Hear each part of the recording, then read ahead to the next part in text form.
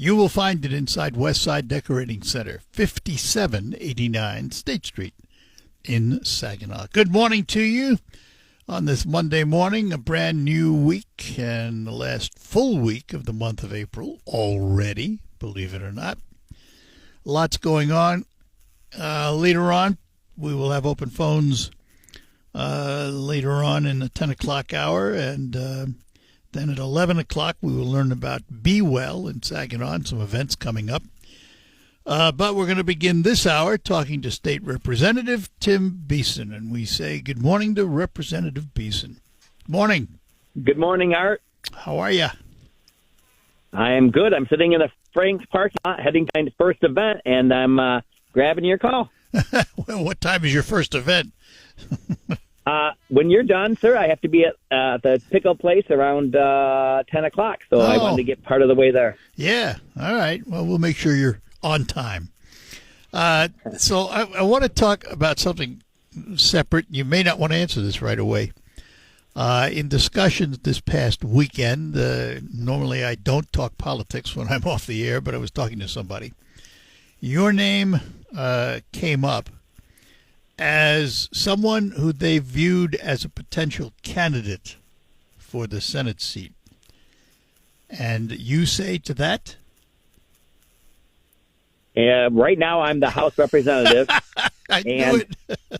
but let's talk about that for a second, Art. Yeah. It's not fair for Bay County, Saginaw, and Midland, right, not to have a representative at this time going into budget season. So Absolutely. I'm on full approach. And we are, but I got to tell you, on the other side, if I was the governor and all her appointments are not getting checked in the Senate because she has a majority there right now, she can appoint anybody and nobody gets to say, hey, who is this person? Let's do some background. We can't do that. So she's until she calls it, she gets to bypass our and that's happened before with Snyder. So. I mean, I don't know, but Snyder did have a situation where he did call a special election for the Flint, but not till after he won his court case. So it's a tough call, you know? Yeah, and it's political. Let's be honest. It's so political. Yeah, absolutely. You said, let's be honest. I say you are 100%. And I got to tell you, now, being that said is it's also hypocritical. You can't say, hey, we want this, we want that. Oh, but we don't want representation. Yeah. That's tough, right? Yep. You know, so I do wear a free the 35th pin because when I say free, it's like, hey, we are free in the United States to have representation, but we don't have it.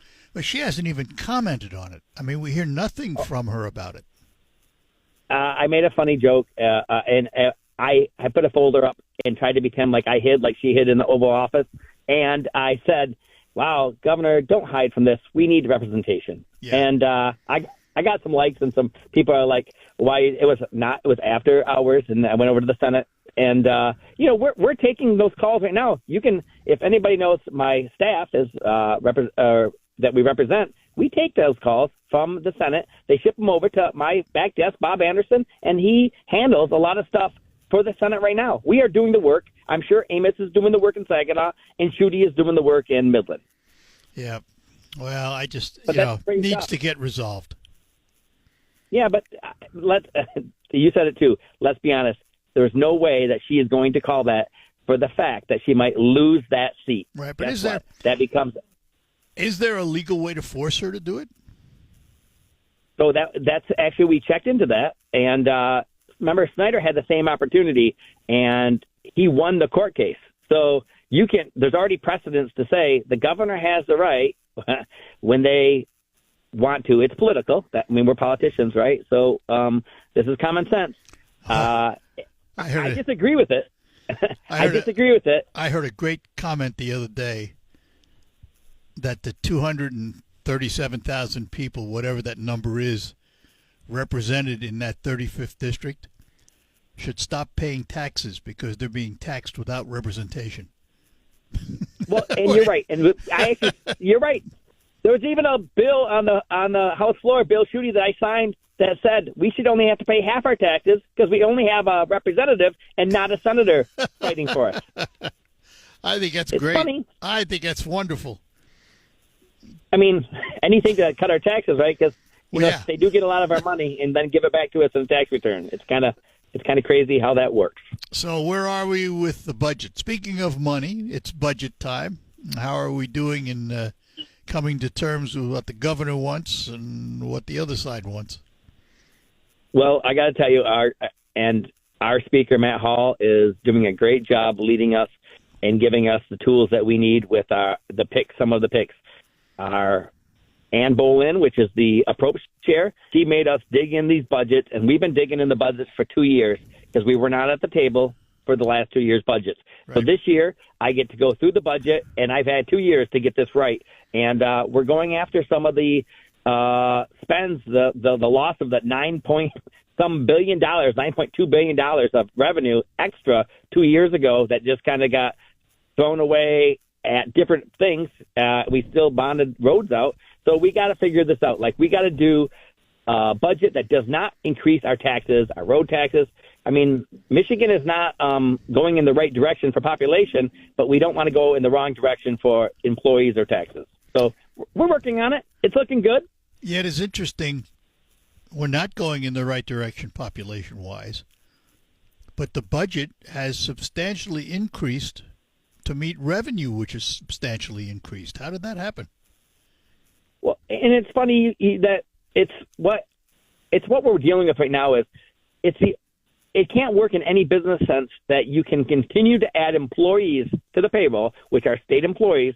The governor asked for another 800 or 900 at a cost of over $130,000 actual cost for us forever for these employees when a decreasing population, decreasing enrollment, and a smaller state. I just don't understand how you can continue to add more people to run a business in a decreasing business. It doesn't work except for in the state of Michigan.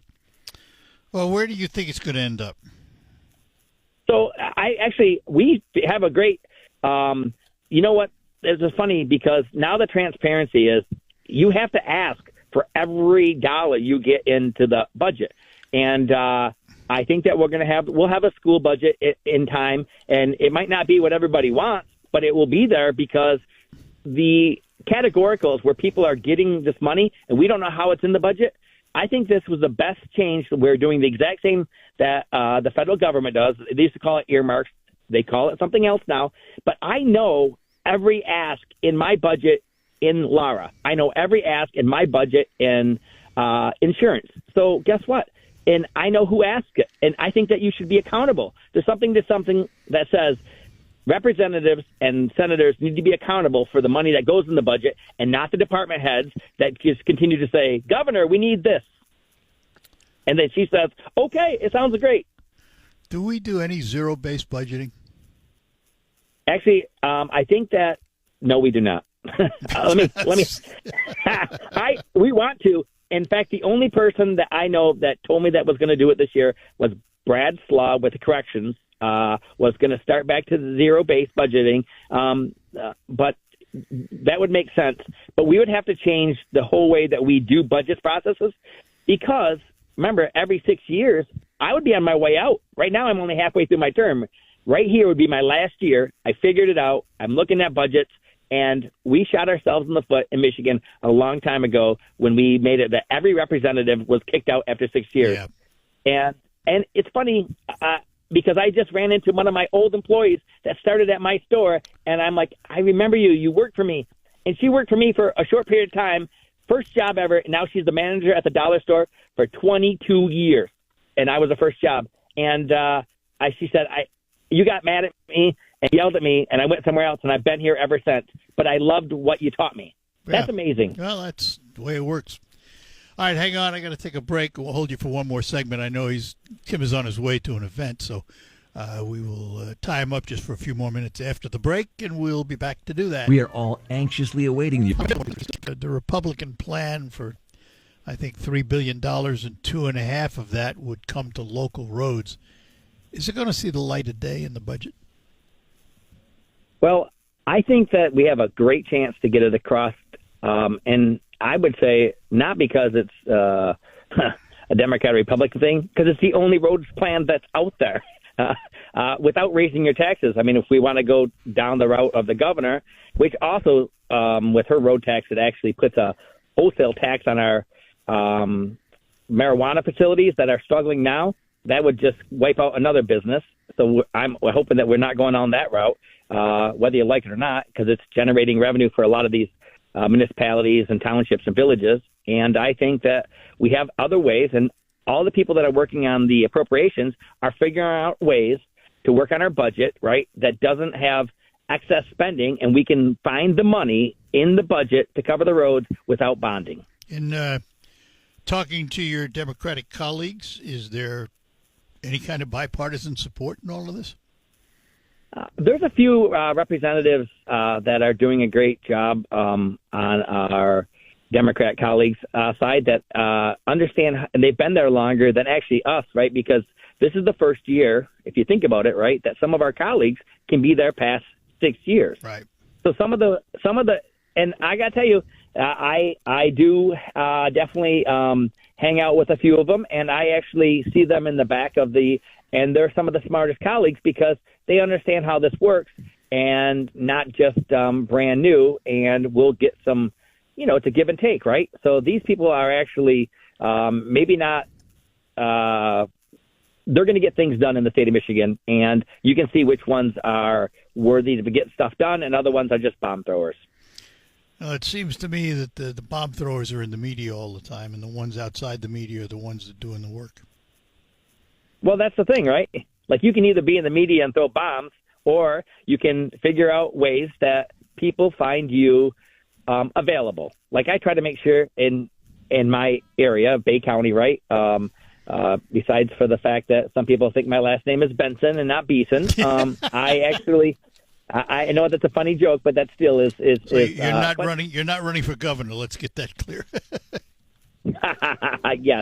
Yes. But so with that being said, like we've got work to do, but we don't have to run some of these programs. And if some of these programs in the state of Michigan aren't working, or some of the money has still not been, we have some money sitting in work projects that haven't even been put out to the 2 years ago projects. Come on, like. If you haven't used it in the last 2 years, maybe we shouldn't even have done that project and found better uses with that resources. Well, how long before the budget is a budget, would you guess? Well, so this is the first year, we actually had to have to our approach chair, Ann Bolin, we actually had to have it before we went on spring break or this week after. We all had to present the beginning of our budget, where we want to start and where we want to go to. So I did both my budgets, and I am a big believer that we do not need all the full-time equivalent employees with a legacy cost of $130,000 to the state with all these new people coming in. I mean, if we're talking about how technology is making everything so advanced and how it's making it easier so people can get license renewals for business people and through Lara, maybe we don't need 3 people or 2 people or 4 people at the front desk that aren't there working, right? Like maybe we should reallocate them somewhere else. And your budget reflects that? Oh, yes, it does. And oh, yes, it does, sir. We have to figure out we got to figure out a way to be more efficient with less people.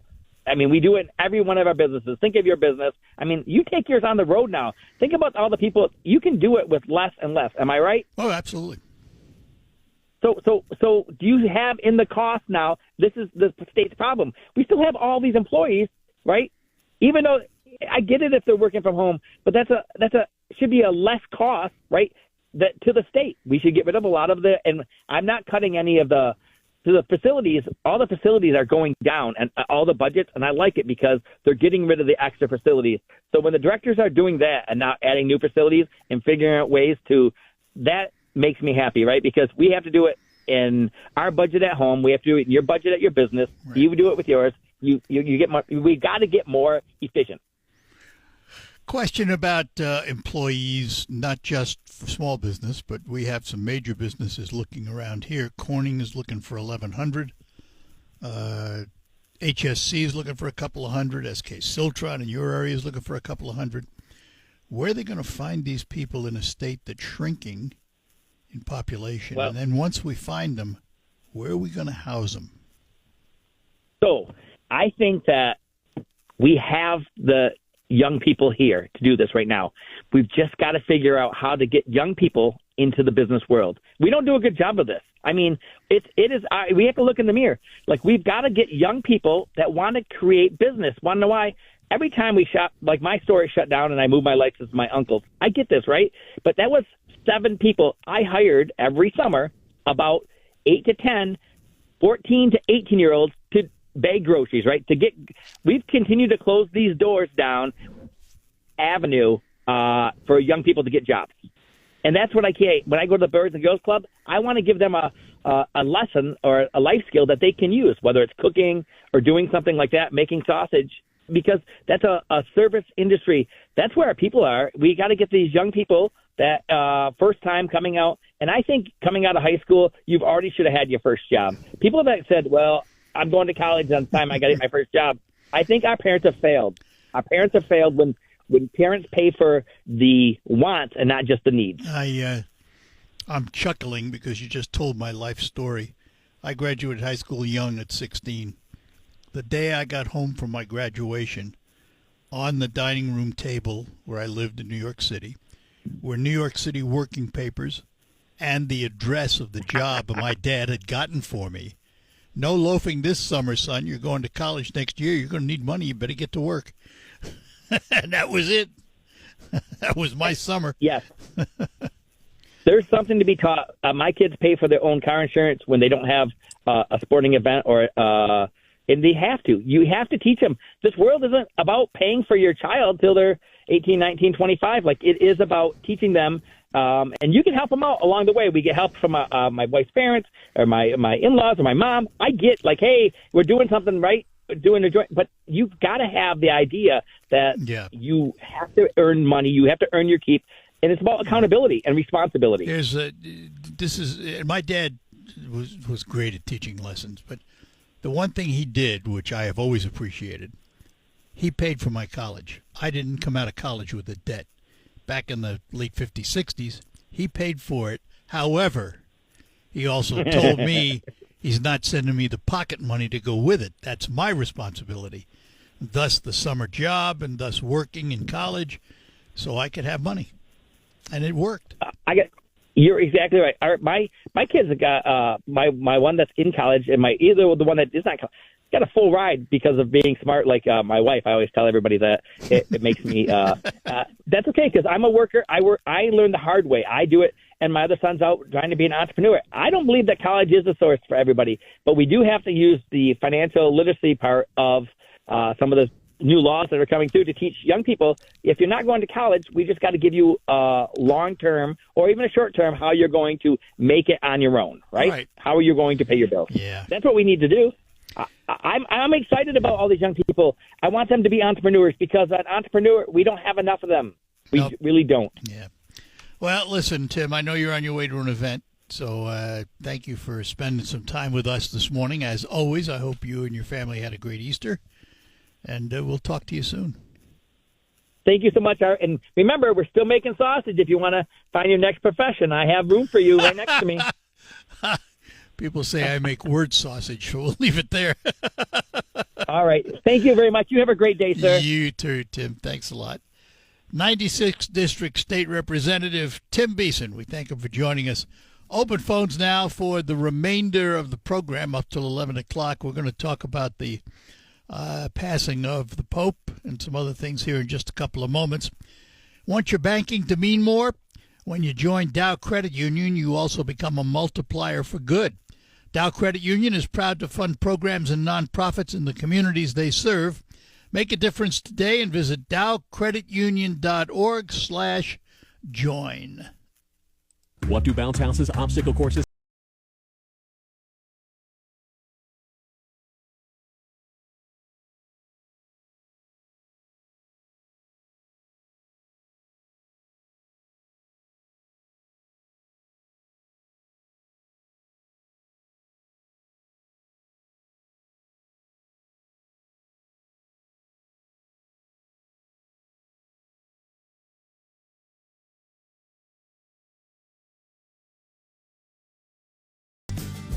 All right, we're back with you. We'll get to our phones in a moment. Just want to reiterate, I'm sure you heard it in the news, but Pope Francis has passed.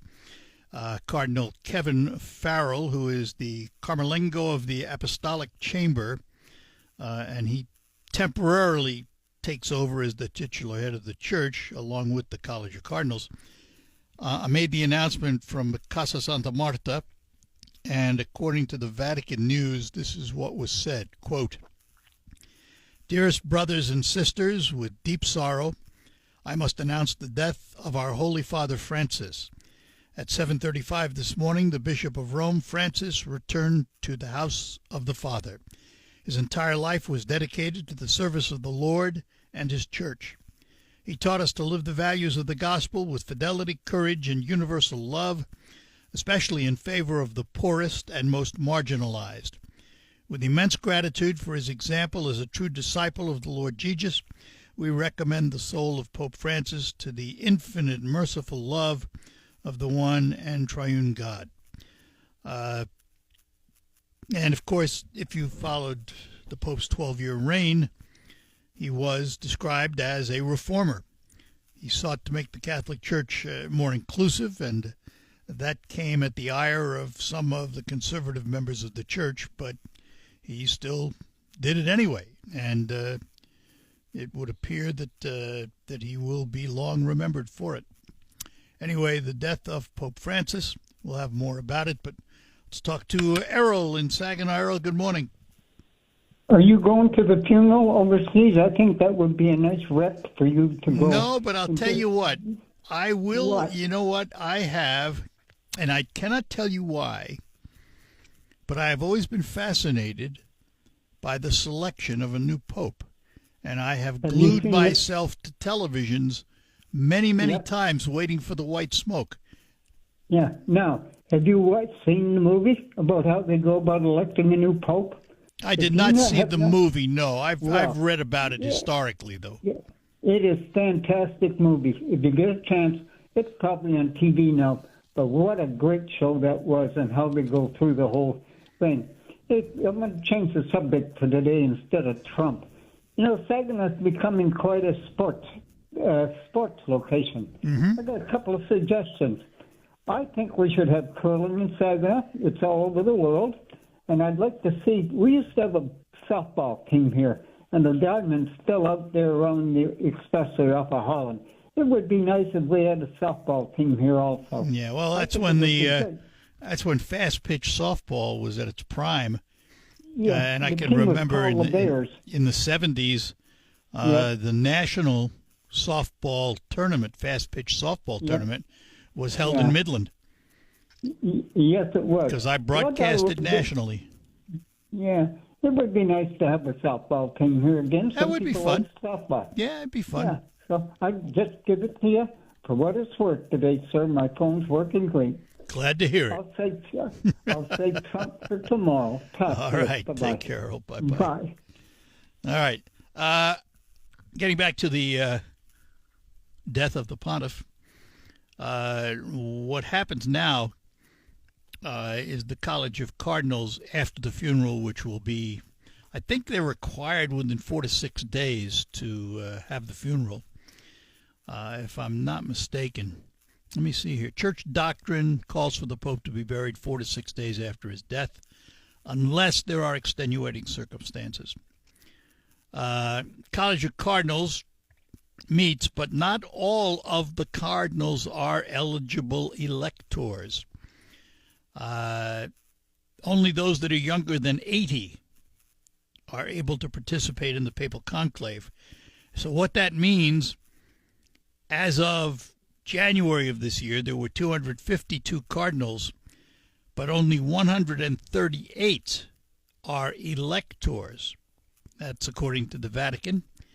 And usually they will meet in the Sistine Chapel somewhere within 15 to 20 days after the Pope's passing. And it is a very, very secretive voting process. As you know, the only way we know what's happening is the smoke coming out of the chapel. black smoke and white smoke. And it's the only way that the public has of knowing what's going on. And crowds will gather in St. Peter's Square to watch for the smoke signals. If no candidate receives at least 2/3 of the electors' votes, they burn slips of paper with chemicals that produce a black smoke. Once the candidate earns the requisite number of votes and he accepts the papacy, chemicals that produce white smoke are added, and the world is notified by the smoke that there is a new pope. And then the pope will make his appearance on the balcony in front of St. Peter's. And no, you cannot watch the electoral process. It is secretive. Anyone who is not a cardinal, tasked with gathering in isolation in the Sistine Chapel, is not privy to the discussions. And there are campaigns within the cardinals during the voting, but there is a movie that Errol referred to called Conclave. It is fictional and it's dramatized, but it is a depiction, supposedly, of what goes on in the conclave. And as far as how long it takes, there is no set limit. None whatsoever. And it's going to be interesting to see how long it takes. Unless there is what we would call in politics a leading candidate,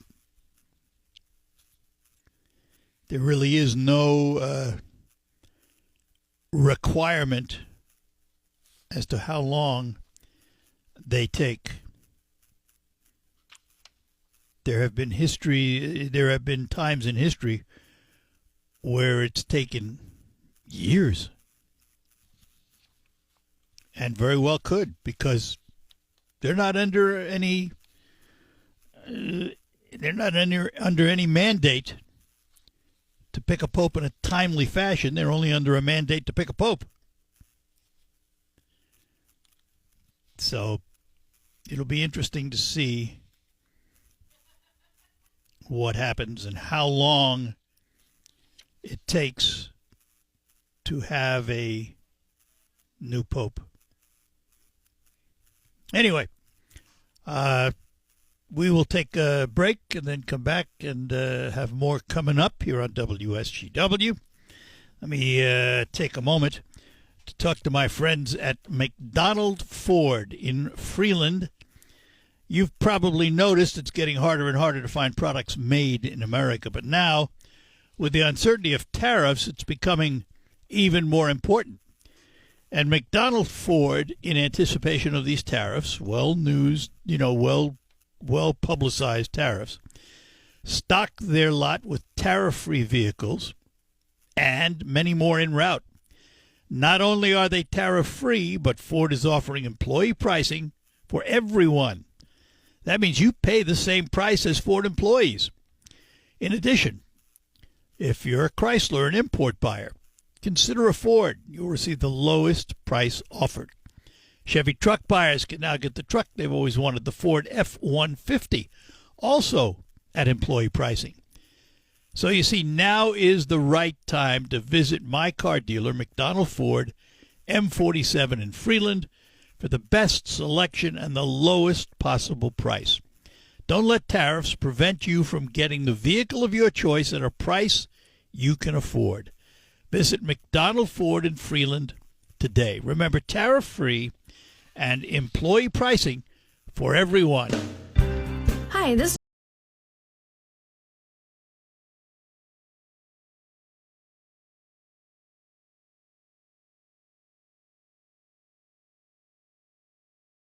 Free on 100.5 and 790 News Radio WSGW. All right, we're back with you here at WSGW, and to our phone, Scott's in Saginaw. Good morning, Scott. Hey, morning, Art. Did you happen to catch any of Democrat Senator Chris Van Hollen in his statements after going to El Salvador? Yeah, I didn't have much use for that visit.